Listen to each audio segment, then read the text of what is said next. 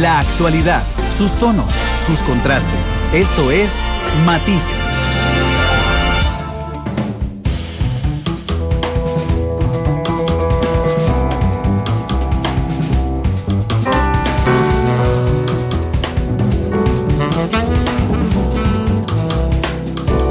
Dos de la tarde con 29 minutos, regresamos a Matices, es Matices Internacional y hablamos sobre Venezuela. Don Vladimir de la Cruz fue embajador de Costa Rica en Venezuela. Justamente, don Vladimir, usted le tocó ser embajador con Chávez. 2008-2010 con Chávez. Con Chávez.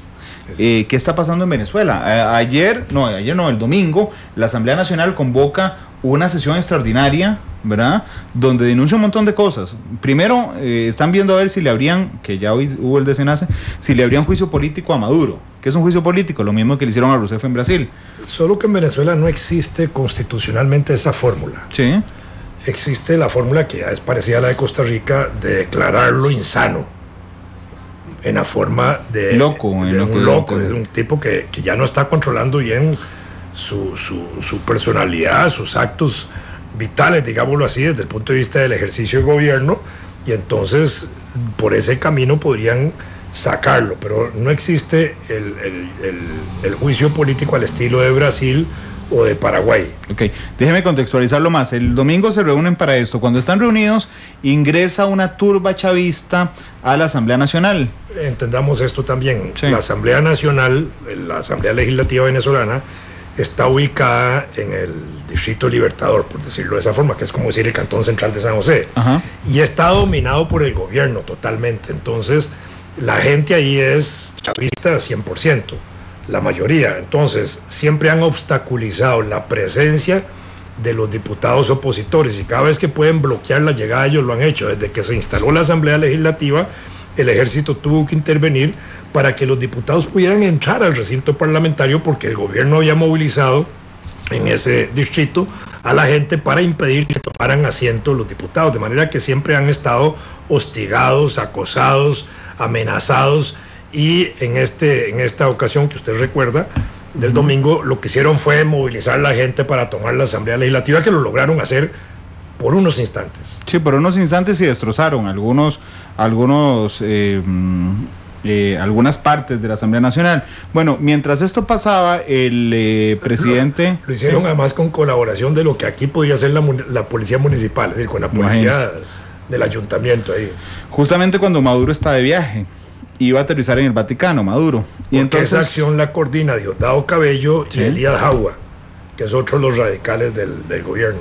Sí, de hecho, ya vamos a hablar paso a paso de eso, porque ayer en la tarde anuncia el nuncio apostólico en Caracas, que es como el embajador del Vaticano en Caracas, anuncia junto con Jesús Torrealba, que es el representante de la MUD, la Mesa de Unidad Democrática, anuncia que van a empezar el diálogo, justo en el mismo momento en que el Papa Francisco está reunido con Nicolás Maduro. Pero a mí me llama la atención algo después. Una hora después, Enrique Capriles, que es opositor también, dice, no, que yo sepa, no hay diálogo. Yo me di cuenta en televisión de que dicen que hay un diálogo, pero aquí nos vamos a lanzar a la calle mañana miércoles, que es la convocatoria que hay para que se lancen a la calle los opositores. Bueno, mientras Porque la reunión de Maduro con el Papa fue sorpresiva. ¿Sí? No estaba anunciada en agenda pública de la salida de Maduro cuando se fue para Irán y después hace su periplo ese que ha hecho hasta llegar a la ONU. Sí, de hecho, hoy en la mañana, hay una marcha oficialista, una marcha de chavistas que llega a Miraflores en apoyo al presidente Nicolás Maduro. Da una conferencia de prensa, además, las Fuerzas Armadas, jurándole lealtad absoluta a Maduro, y la Asamblea Nacional vota hoy, ahora sí, y decide iniciar un juicio político contra Maduro. Las marchas chavistas tienen dos componentes: uno, de la gente que naturalmente está con el chavismo y con el partido de gobierno, la de verdad, la que digamos en conciencia está, y la otra que es obligada a marchar. Eso lo vi yo allá cuando yo era embajador, porque cuando convocaban a una marcha paralizaban las instituciones del Estado, obligaban a todo el personal a ir a la marcha, y saliendo del edificio administrativo que fuera, un ministerio, lo que fuera, los obligaban a ponerse la camiseta roja, porque no hay servicio civil, no hay estabilidad laboral, y si no participaban, pues quedaban fuera del trabajo. Y hoy se decide, hace un par de horas, hacer el juicio político contra Nicolás Maduro. La Asamblea Nacional también ha denunciado algo que es sabido por muchas personas, que el Consejo Nacional Electoral está tomado por el chavismo, igual que el Tribunal Constitucional, y han decidido ellos que van a nombrar a nuevos magistrados y le piden a la comunidad internacional su apoyo. Ese es el contexto. Los magistrados, no, hay, digamos, el pronunciamiento de la Asamblea Nacional es correcto, como usted lo dice, está orientado a declarar la ruptura del orden constitucional que ha hecho el presidente. Sí. ¿Verdad? Porque el presidente está violando la Constitución cuando impide que la Asamblea Nacional analice el presupuesto y lo apruebe, cuando ha impedido que se nombren los magistrados y este tipo de cosas, cuando altera la convocatoria de procesos electorales, como se acaba de hacer ahora, postergando la elección de gobernadores y de alcaldes al segundo semestre del próximo año, cuando corresponde hacerlas por Constitución ahora en diciembre.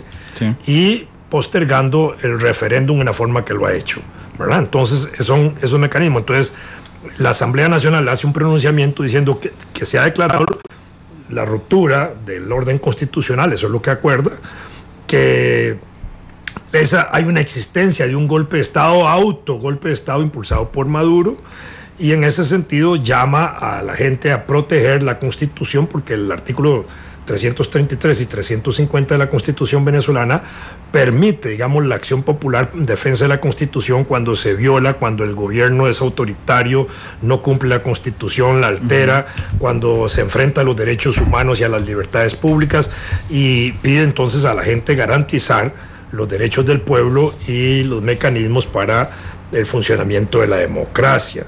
Aparte de esto, está el problema de los rectores del Consejo Electoral, porque los rectores del Consejo Electoral fueron nombrados arbitrariamente y de manera provisional el 14 de diciembre del 2014, cuando no se podían nombrar en ese momento porque estaba el proceso de cambio ya de Asamblea Legislativa y estaban en receso, y ellos hicieron una maniobra para nombrar los rectores, en ese caso 3 rectores propietarios y 2 suplentes, que se han considerado siempre como provisionales e incorrectamente nombrados. Igualmente los magistrados de la Corte, que fueron nombrados en diciembre del 2015 de la misma manera, y que en este momento además les vence el periodo a 2 rectores o a 2 magistrados del Consejo Electoral ahora en diciembre, que tienen que ser nombrados por esta Asamblea Legislativa nueva, y entonces están en ese dilema. Hay un nombramiento de 2 rectores que podría cambiar la correlación de fuerzas en el Consejo Electoral, y además el cuestionamiento sobre los anteriores, lo mismo que el cuestionamiento sobre los magistrados propietarios y suplentes que fueron impuestos de esa misma forma el 24 y el 25 de diciembre, o en esos días de manera también arbitraria, cuando todavía Diosdado Cabello era presidente de la Asamblea Legislativa y hizo una reunión extraoficial convocada fuera de sesiones, fuera del receso, ya en el periodo de receso, para hacer esos nombramientos. Sí, dice el artículo 333. Y sabiendo que ya la oposición había ganado la mayoría parlamentaria. En el interim. Sí, así fue. Sí, dice el artículo 333 de la Constitución de la República Bolivariana de Venezuela: esta Constitución no perderá su vigencia si dejare de observarse por acto de fuerza o porque fuera derogado por otro medio distinto al previsto en ella. En tal eventualidad, todo ciudadano investido o ciudadana investida o no de autoridad tendrá el deber de colaborar con el restablecimiento de su efectiva vigencia. Así es. Sí, vamos a ver, don Vladimir, usted que estuvo allá de embajador, uno tiene la percepción de que las dictaduras siempre pretenden, digamos, no actuar necesariamente al margen de la Constitución, sino adaptar la Constitución para poder perpetuarse en las dictaduras. Entonces a mí me llama la atención cuando usted dice que se le vence el nombramiento a los rectores, a los magistrados del Consejo Nacional Electoral.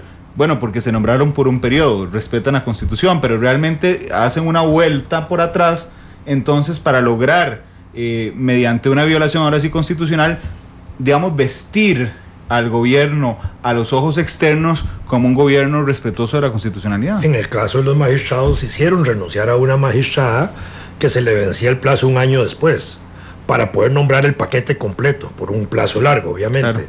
Esta magistrada, que era de ellos, pero que le hicieron renunciar a la fuerza, más bien se separó, y es una de las críticas hoy de la violación de ese proceso donde ella fue forzada a renunciar a la condición de magistrada. Sí. Eso es parte de esa violencia. Cuando yo estaba allá, los embajadores de los países obviamente tienen escenarios diferentes de actuación.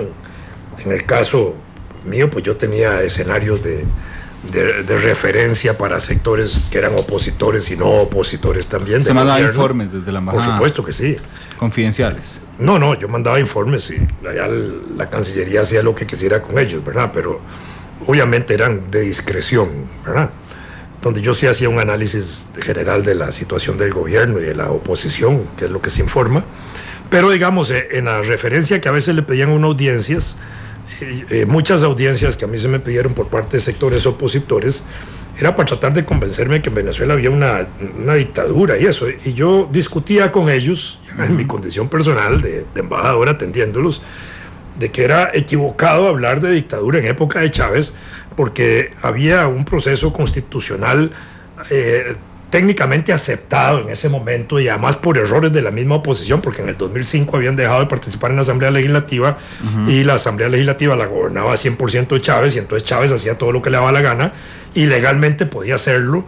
Entonces yo les decía que ellos no podían verdaderamente impugnar la cuestión de la autoridad, señalando que había un gobierno dictatorial cuando ahí había procesos electorales constantes, casi 14 procesos electorales desde 1999 hasta el 2010, donde casi todos los ganó Chávez, excepto 2.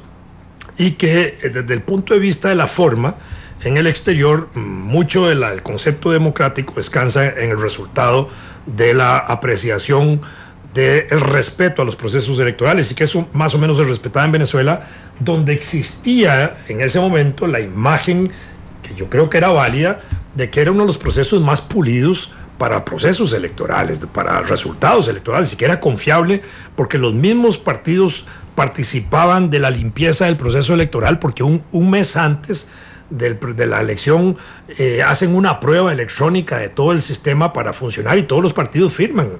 Y yo nunca vi allá en 2 años ningún partido oponiéndose o señalando algún vicio en un tribunal que lo controlaba el gobierno, de manera que eso era legal.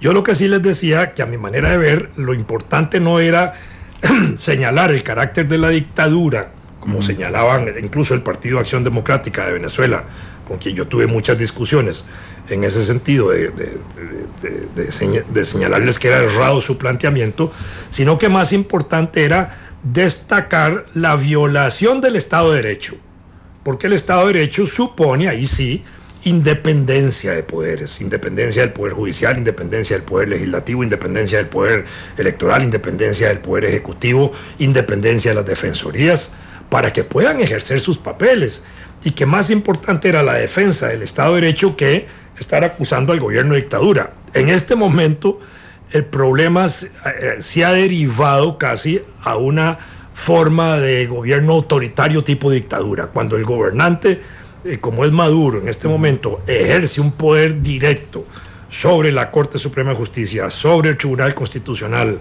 sobre el Tribunal Electoral, viola, digamos, violentamente la Constitución, impidiendo que la Asamblea Nacional apruebe el presupuesto, amenaza a los gobernadores que los que no estén de acuerdo con que él fije el presupuesto no les da plata. Sí. Entonces ahí se está violando toda la estructura del Estado, aplaza las elecciones, las posterga, altera las reglas electorales. Vamos a ver, si en Costa Rica se dice que se requiere el 1% para la convocatoria de un referéndum, ¿verdad? Y eso da 150,000 personas nacionalmente. En Venezuela existe el mismo concepto de recoger firmas nacionalmente. Ahora interpretan al revés, que no es un criterio nacional, que ya se aplicó así en 2 referéndums, que no es así, sino que es por estados.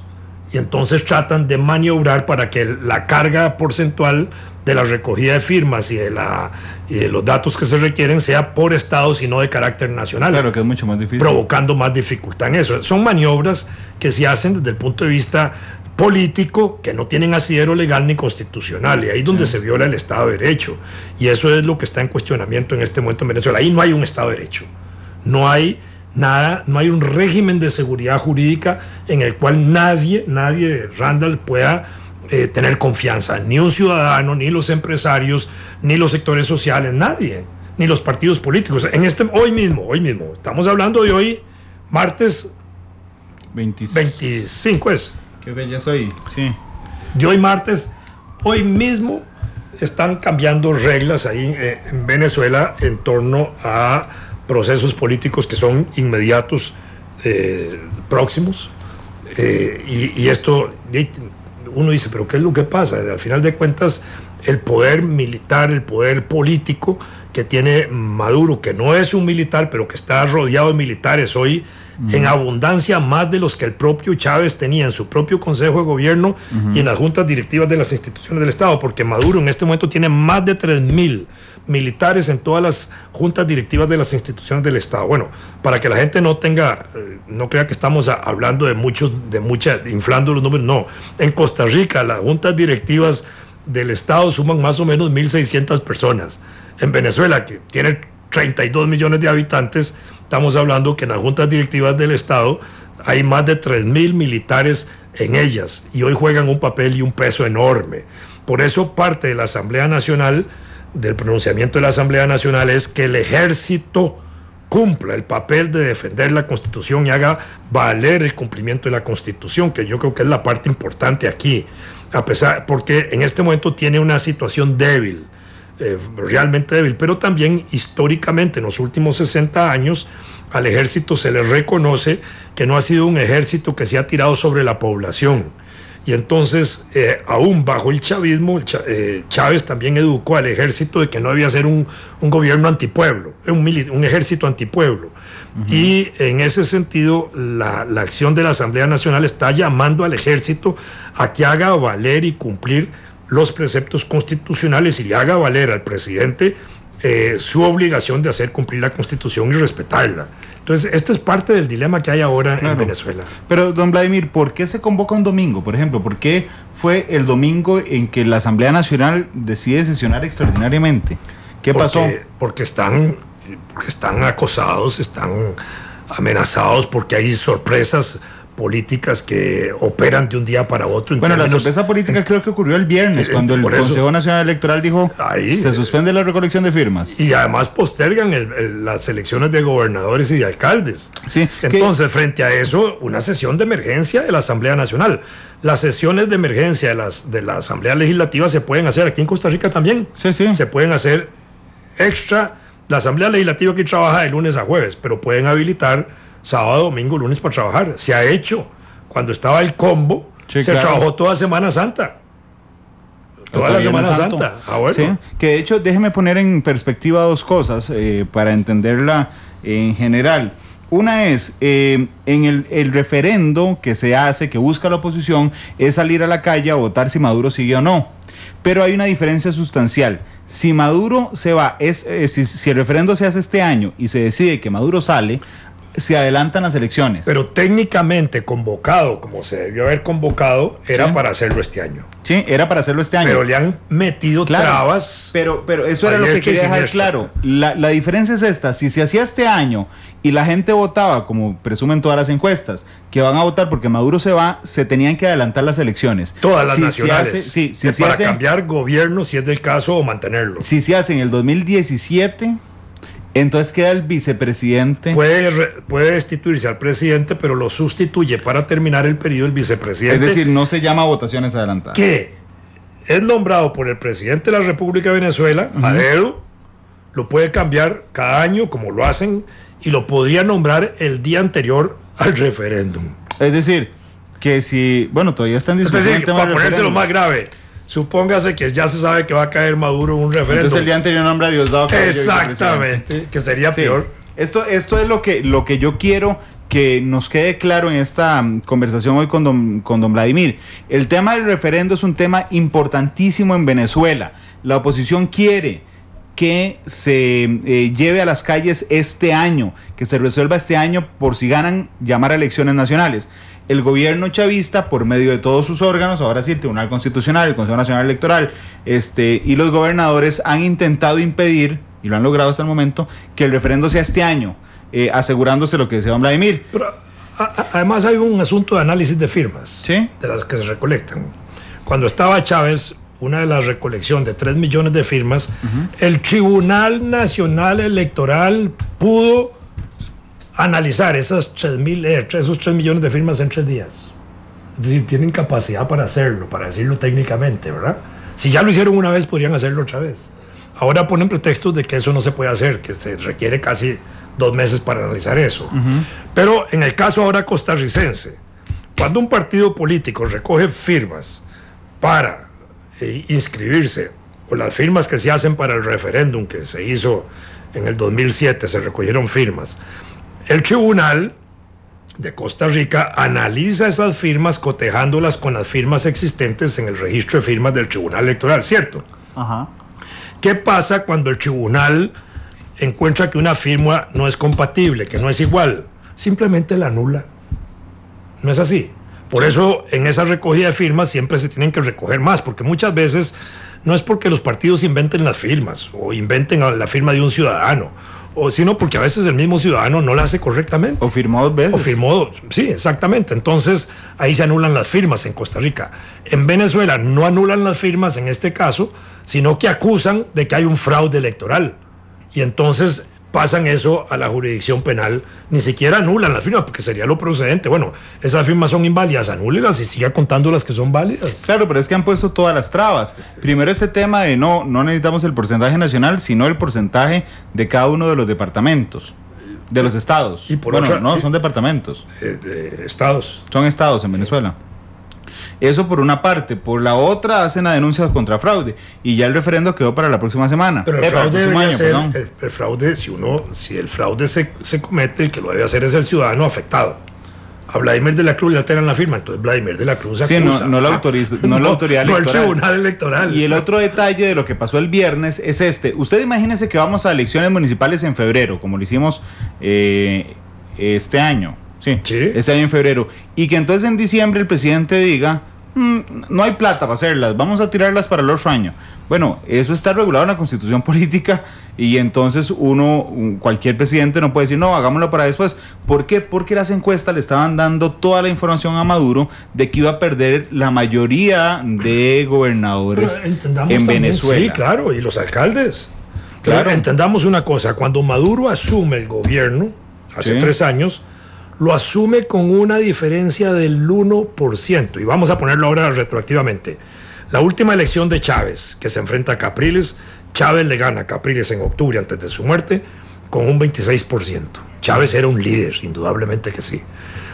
Viene la muerte de Chávez, diciembre, la anuncian en enero, nombran presidente designado a Maduro, que era una fórmula que no existía tampoco en Venezuela, la impusieron para mantenerlo a él en el poder y pudiera reelegirse como presidente. Y se vienen las elecciones de abril y Maduro gana con un 1%. Es decir, entre perdió octubre 25. y abril pierde el 25%, pero eso significó 2,5 millones de votantes que se fueron con la oposición. Sí. Porque mientras estaba Chávez, Chávez encantaba. Chávez era como un encantador de culebras, a todo el mundo enamoraba. Y tenía capacidad, y tenía carisma, y tenía verbo, y tenía química con la gente, y era un tipo que dominaba el escenario público maravillosamente. No había un político como él en la oposición ni en el gobierno.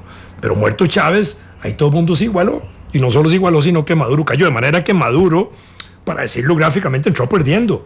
Con el 1% y hace un gobierno desastroso, corrupto, improductivo, que ha hecho que la gente hoy termine aborreciéndolo casi con un 80%, entre un 70 y un 80% giran los promedios de las encuestas que señalan la impopularidad de Maduro y la necesidad de cambiarlo, de manera que están claros de que con él se va todo. Cuando vienen las elecciones de gobernadores estaban medidos también, y ellos tratan de evitar que las elecciones de gobernadores y alcaldes se conviertan en el revocatorio, y que la gente, no teniendo oportunidad de ir a votar contra Maduro, terminen votando masivamente contra todos los gobernadores y todos los alcaldes de gobierno, demostrándole que nadie los quiere en el gobierno.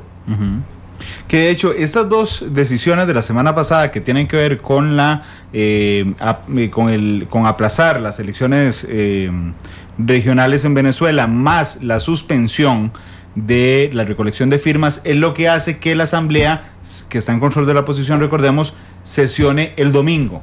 Sí, claro. Una situación de emergencia, porque ellos ante eso es cuando declaran que Maduro ha roto el orden constitucional y que está impulsando un autogolpe de Estado. Bueno, y además acusándolo de insanidad mental para hacer ese tipo de cosas. Bueno, y ahí viene entonces que los grupos chavistas ingresan a la Asamblea Nacional, que ahora nos ha dado un detallito, que creo que hay una persona, a mí siempre me ha llamado la atención, Jorge Rodríguez se llama. ¿Quién es Jorge Rodríguez? Es uno de los tipos más importantes del chavismo, es al estilo de Diosdado. Él, Jorge Rodríguez y Elías Jagua son esa trilogía, digamos, de radicales, de los que tiran a la gente a la calle, de los que manejan las milicias militares que no son del ejército. Jorge Rodríguez es diputado. También ha sido gobernador. Sí, y Jorge Rodríguez es el que encabeza, entiendo, este movimiento del domingo para evitar que la Asamblea Nacional sesione. Así es. ¿Cómo logra sesionar la Asamblea Nacional el domingo en medio de un clima tan No adverso? sesiona, terminan resolviendo el problema de la usurpación que hacen los chavistas del Congreso, lo sacan y suspenden la sesión. No pueden continuar en ese momento. Dichosamente había, la Asamblea Legislativa tiene un canal de televisión nacional que funciona y la gente puede darse cuenta del asalto que hay por parte del chavismo a la Asamblea Nacional, porque estaba funcionando el canal de la televisión del Parlamento. Y eso mueve un poco a la gente en esa dirección. Y entonces, pero esto fue, obviamente, tal vez con acuerdo de Maduro, que ya estaba afuera, pero lo dirige Diosdado y ellos. Sí, que de hecho, bueno, eso así termina el domingo en Venezuela. Y el lunes pasan muchas cosas. Cambió su estrategia. Hacia el centro, segundo palo, cabezazo. ¡Gol! Así, Luis disfrutó la tarde y entendió que el cuido es una responsabilidad compartida. Hace como Luis, decí machis no. Con igualdad, mujeres y hombres ganamos. Un mensaje de UNAFUT y el INAMO. Yo desde ya pienso en mi pensión. Yo tengo un compromiso para planear mi mañana. Yo pongo mi futuro en las mejores manos. BN Vital le invita a escuchar el microprograma Vivir Bien en todas las emisiones de Noticias Monumental y todos los miércoles la entrevista con un experto de BN Vital. Piense en su futuro, piense en Vivir Bien.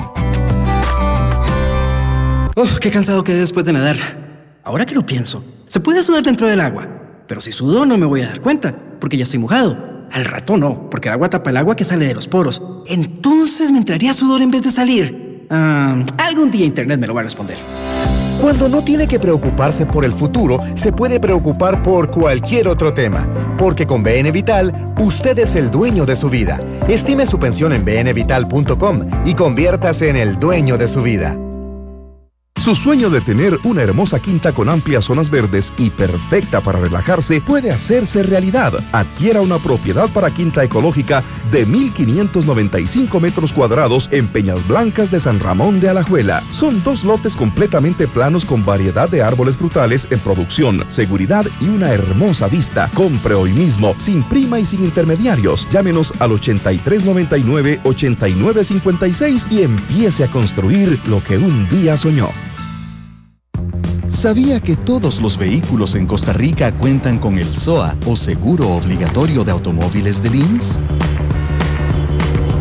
Choferes, peatones y pasajeros estamos protegidos con asistencia médica o económica. Con el SOA de Lins, todos estamos protegidos por igual.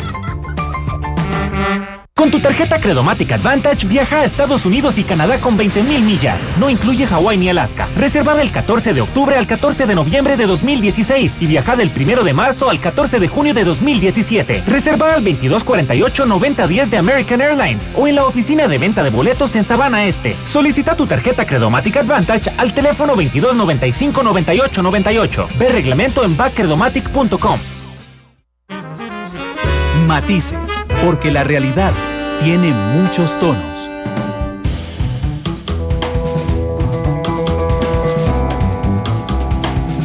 Dos de la tarde con 59 minutos. Les contaba, don Vladimir, cómo terminó el domingo en Venezuela, después de esa sesión fallida de la Asamblea Nacional allá, que intentaba abrir un juicio político contra Nicolás Maduro.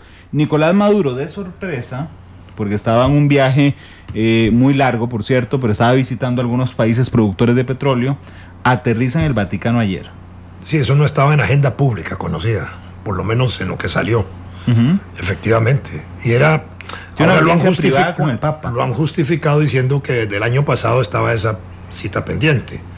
Obviamente, aquí hay un doble discurso.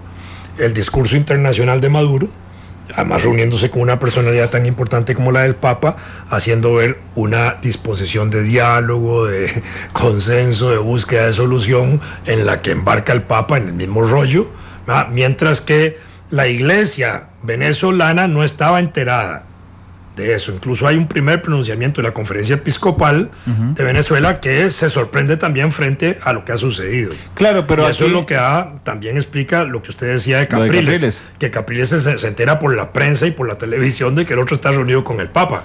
Sí. Y hablando de diálogo para el próximo domingo en la isla de San Margarita. Claro, pero hay una situación interesante aquí.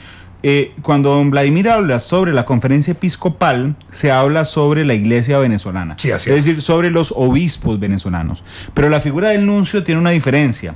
El nuncio apostólico no es miembro de la iglesia venezolana, no, es el embajador del Papa. Y entonces, aunque la iglesia venezolana no supiera nada, lo cierto es que el nuncio apostólico estaba reunido con Jesús Chuo Torrealba, que es el secretario general de la Mesa de Unidad Democrática. De ahí yo no entiendo, don Vladimir, por favor, y le pido que me explique por qué es que Jesús Chuo Torrealba está reunido con el nuncio y media hora después sale Capriles a decir que él no sabía nada. Está tan dividida la posición un momento, no hay nada que una más a la gente que los enemigos en común. No entendamos que, digamos, en Venezuela, digamos, la oposición es un grupo de partidos políticos, eso está claro. Sí. Tienen un nivel de unidad muy grande. Y tienen acciones unitarias que son comunes de todos los grupos. Y parte de ese proceso son las reuniones que han tenido con el nuncio y con la conferencia episcopal y con los obispos independientemente. Y que Capriles no estuviera enterado de la reunión de Chuo Torrealba con el nuncio, eso no me sorprende a mí, pero eso no tendría mayor importancia. Probablemente lo que estaban informando a Chu, que es el vocero, ahora sí, de la Unidad Democrática, por parte del Vaticano, era la posición oficial del Vaticano que había recibido a Maduro y que estaban avalando la reunión del próximo domingo en Margarita, que eso es lo que estaba, el otro no conocía, pero tampoco tenían que consultarle a él. En ese momento lo que están haciendo probablemente es una transmisión de información, la que la recibe Chu y que después la hace pública al resto de los grupos opositores o a la Unidad Democrática, como se llama la unidad de grupos. La otra cosa es que están en este momento, eso lo iba a decir, hoy ya metieron una acción orientada a justificar la legalidad de todos los partidos políticos de Venezuela, 67 partidos políticos que están hoy funcionando en Venezuela, es decir, los están sometiendo a un trámite de hacer valer su legalidad, con lo cual uno podría estar pensando que lo que viene ahora inmediato es una acción para inutilizar legalmente a muchos de los partidos que hoy forman parte de la Unidad Democrática y acabar con la Unidad Democrática como forma de coalición política. Eso es lo que viene ahora. Entonces hay un doble discurso. Por supuesto. Bueno, el doble discurso es que están en diálogo. Para efectos internacionales hay un discurso diálogo. Adentro hay un discurso de garrotazo. Es zanahoria afuera y garrotazo adentro. Pero Chuo Torrealba no es un novato. No, y además es un dirigente muy bueno, muy claro. Pero él fue el que le anunció a Venezuela que estaban en diálogo. Bueno, porque él está diciendo que entran al diálogo que se ha convocado, digámoslo así, por el Vaticano, con participación del Vaticano, porque ellos también no pueden negarse a participar de esos espacios, pero el diálogo político en Venezuela, en agenda del diálogo político de Venezuela, lo que está en cuestionamiento es la convocatoria del revocatorio ahora. Si eso no funciona, no hay diálogo. ¿Así es? Sí, así es. Bueno, pero asisten a las reuniones en posibilidad de que eso sea, y probablemente habrán ampliado la agenda a que se hagan las de gobernaciones, que se hagan las de alcaldes, que tampoco va a funcionar, de manera que el diálogo no va a funcionar. Lo que va a haber es la acción de calle, la resistencia cívica ciudadana por la vía de las manifestaciones de calle. Bueno, lo que llaman desobediencia civil en Venezuela también. Ok. Bueno, usted que estuvo allá, que fue embajador costarricense allá, que tuvo que mandar los informes a la Cancillería aquí, y además que es un historiador, es uno de los mejores historiadores del país, don Vladimir, usted dice, no va a funcionar el diálogo. Porque además las condiciones inherentes al diálogo deberían de ser, a pura lógica, que haya un referendo revocatorio, que existan las elecciones regionales en febrero, tan simple, un montón de cosas. Tan simple como que el gobierno acepte que la oposición gobierna la Asamblea Legislativa, de la misma manera como en Costa Rica, el gobierno del Partido Acción Ciudadana solo tiene 13 de 57 diputados, donde no tienen ninguna influencia como grupo parlamentario, y aquí en Costa Rica no pasa nada. Ok, pero entonces cuando pasa esto, hay un actor que toma absoluta relevancia y del que hablamos muy poco en Costa Rica. Se llaman las Fuerzas Armadas de Venezuela. Sí, claro. ¿Quién manda esas Fuerzas Armadas de Venezuela? Institucionalmente tiene su propio jefe, que es el general Vladimir Padrino, ¿verdad? Y la Junta del Estado Mayor. Lo que pasa es que el ejército, y donde hay ejércitos funciona así, que año a año van pensionando, digamos, militares de alta jerarquía y generalmente viejos. Todo lo que era formado antes del chavismo prácticamente ha sido pensionado. Todas las estructuras de las nuevas de los nuevos militares son de la nueva generación, digamos, de Chávez, desde hace 16 años. Son 16 generaciones de graduaciones que hay.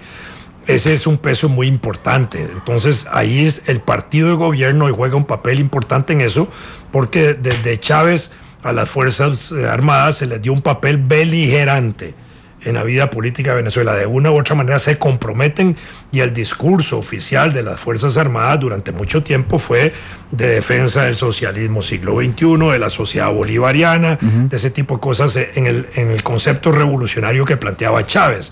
Hoy ese discurso se ha dejado también de lado, pero todavía se mantienen esas estructuras, y la lealtad institucional de las Fuerzas Armadas se hace con el gobierno, en este caso con el presidente de la República, que sigue para todos los efectos, igual que en Costa Rica, siendo el jefe supremo del ejército, así como el don Luis Guillermo Solís es el jefe supremo de las fuerzas policiales de Costa Rica. Está dando conferencia de prensa al ejército de Venezuela. ¿Le parece si lo escuchamos un momento? Oírlo. Ay, no, acaban de cortar la conferencia de prensa. La estábamos escuchando desde NTN 24. A mí me acaban de enviar el discurso de respuesta de Ayub. Sí, de Ayub. Yo lo que quería escuchar era Padrino. Vamos a ver si tenemos la señal de NTN, porque en ese momento una periodista de NTN está haciendo un resumen de lo que dijeron las Fuerzas Armadas, que le han jurado lealtad al régimen de Maduro. Escuchemos.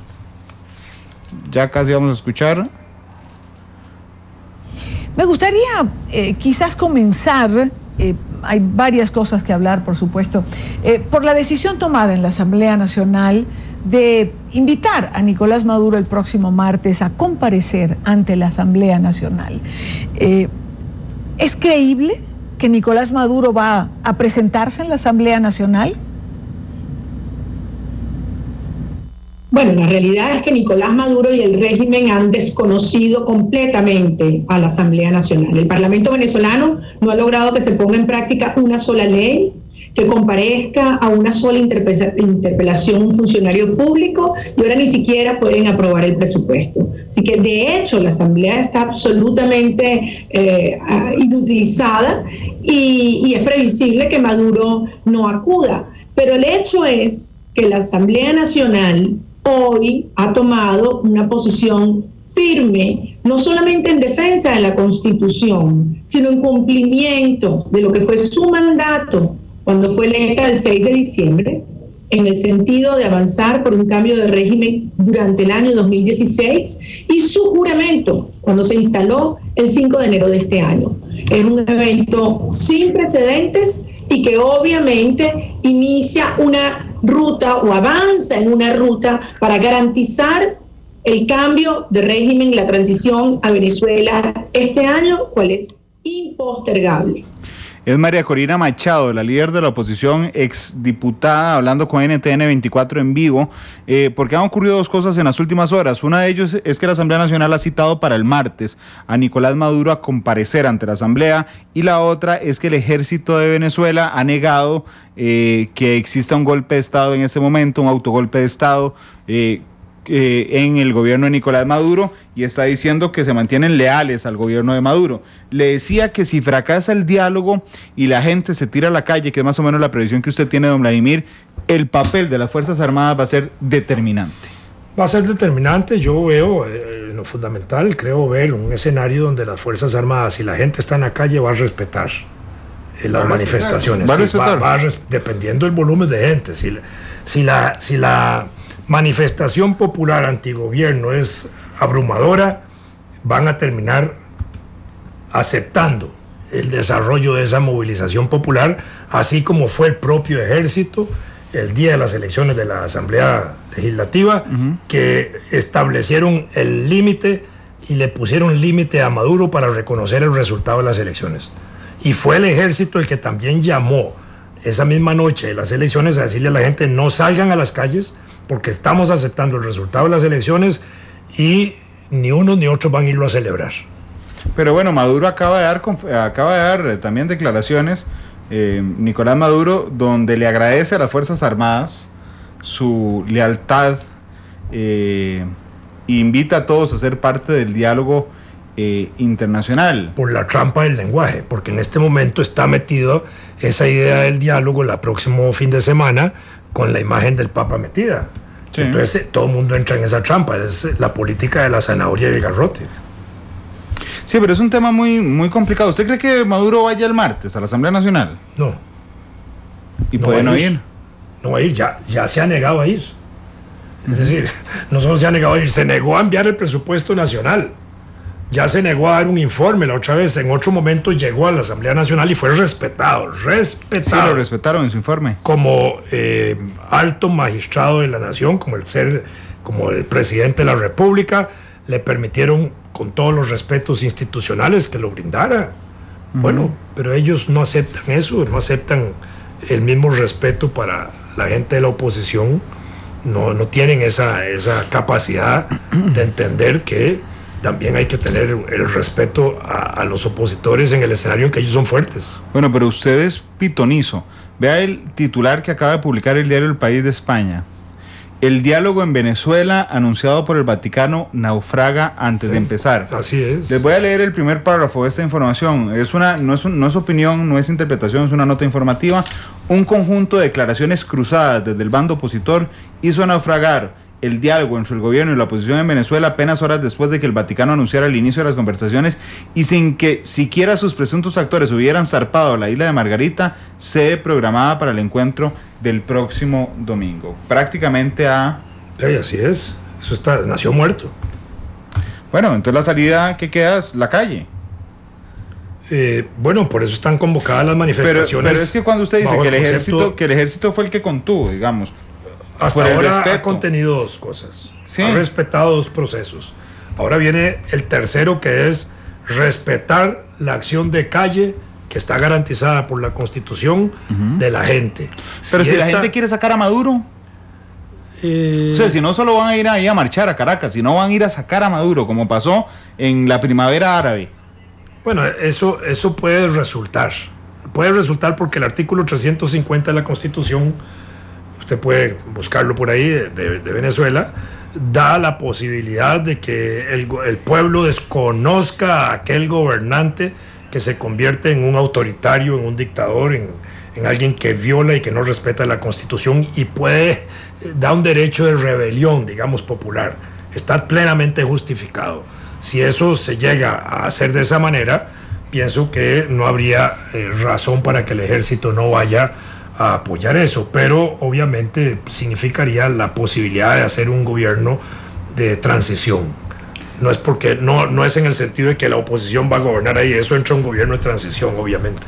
Le voy a leer, acaba de surgir un cable de última hora del diario El Universal, que es el más importante de Venezuela. Está, en cierta manera, ya no es tan independiente como antes, porque desde Chávez ya había sido medio confiscado para señalar más políticas oficiales. Es una nota informativa. Sí. Dicen desde Caracas, desde el Palacio de Miraflores, más les voy a leer el título. El título Palacio es: de Miraflores es la casa presidencial. Maduro convocó al Consejo de Defensa de la Nación. Sí, claro. Desde el Palacio de Miraflores, el presidente de la República, Nicolás Maduro, destacó este martes que pese a los intentos de desestabilización de la derecha, la paz, la verdad y el pueblo solidario siguen triunfando. Aquí no se rinde nadie, estamos viviendo tiempos de gloria y lucha. Somos la generación que construye la esperanza y ese sueño de soberanía popular nacional.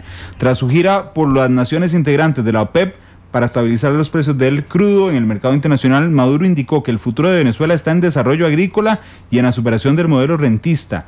Calificó como fructífero el encuentro con Hassan Rouhani en Irán con respecto a la irrupción de militantes del oficialismo durante la sesión extraordinaria del pasado domingo en el hemiciclo de la Asamblea Nacional. Maduro indicó que el pueblo siempre defenderá la revolución bolivariana.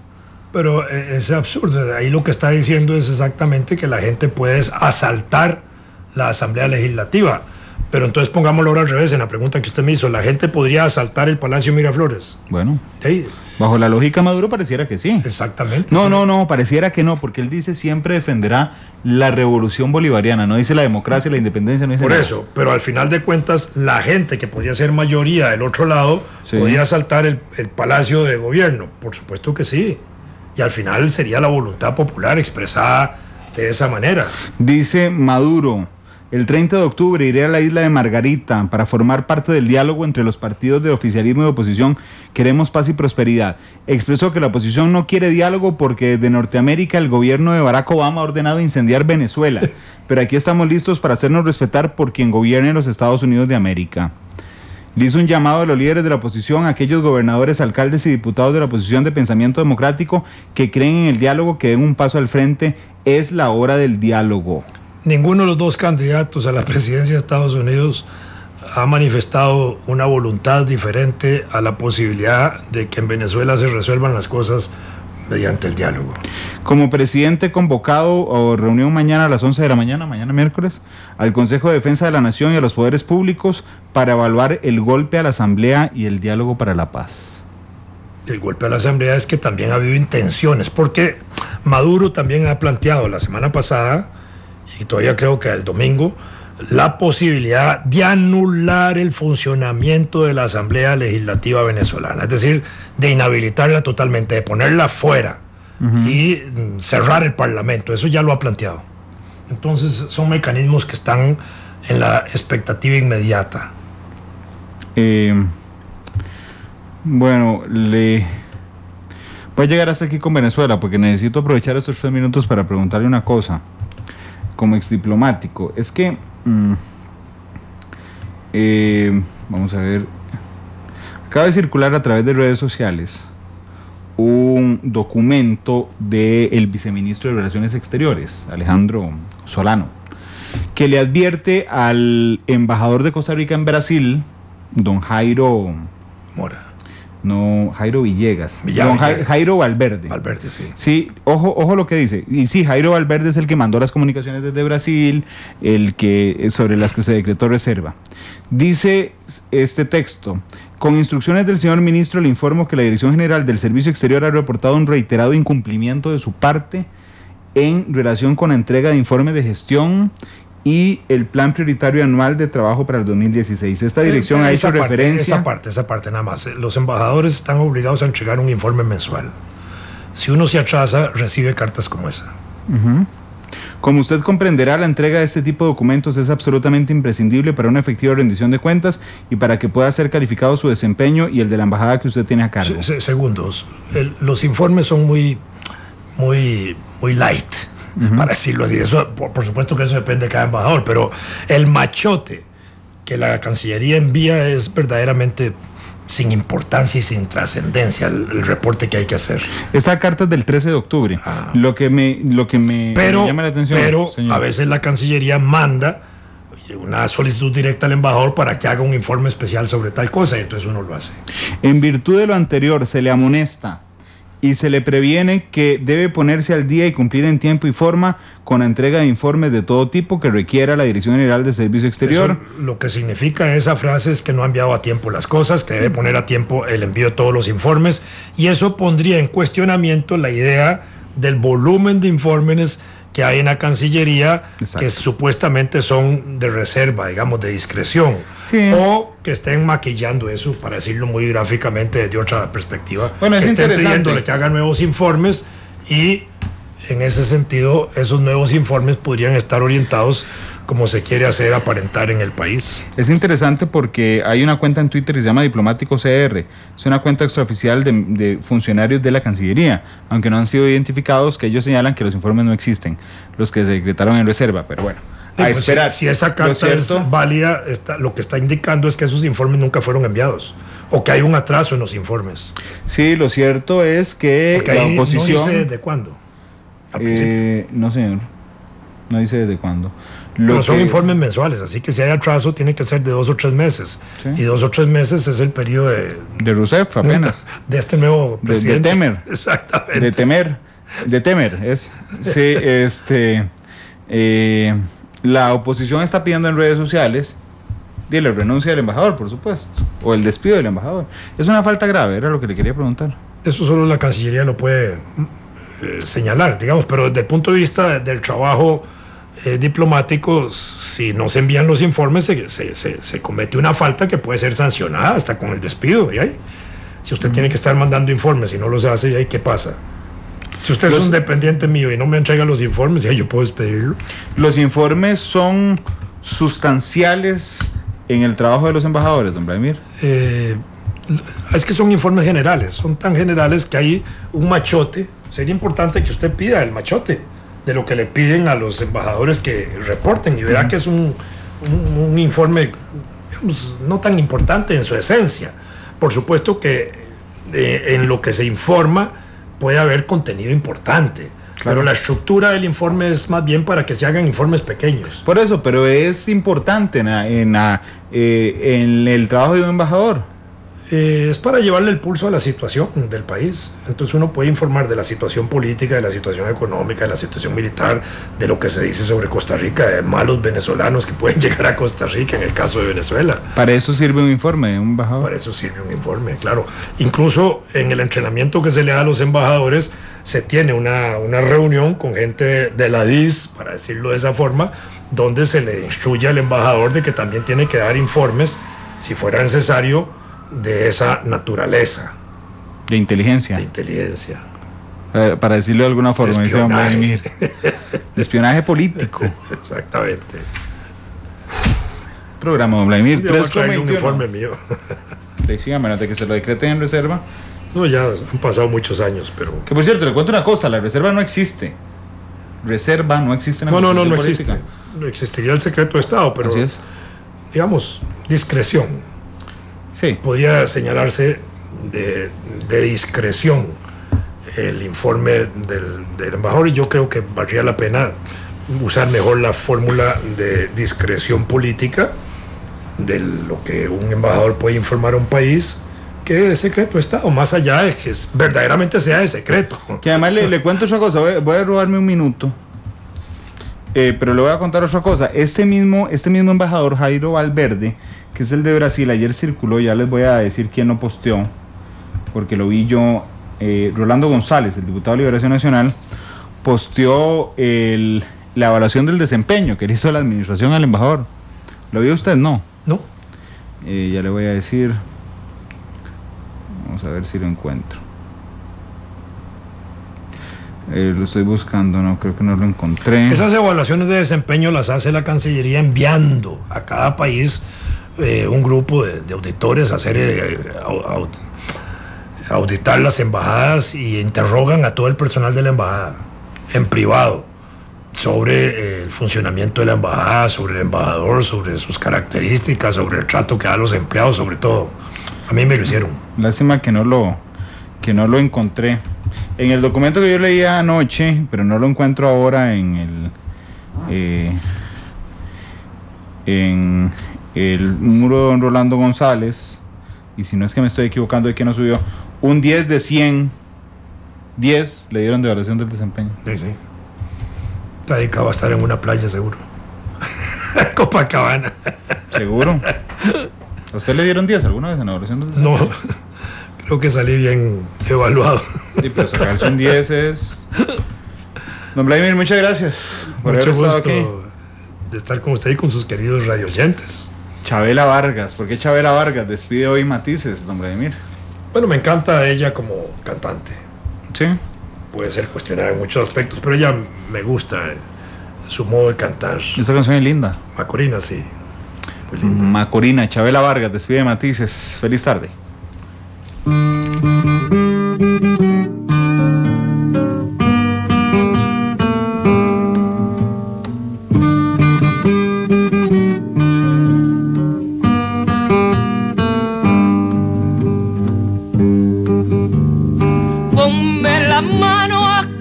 Macorina, ponme la mano aquí, ponme la mano aquí, Macorina.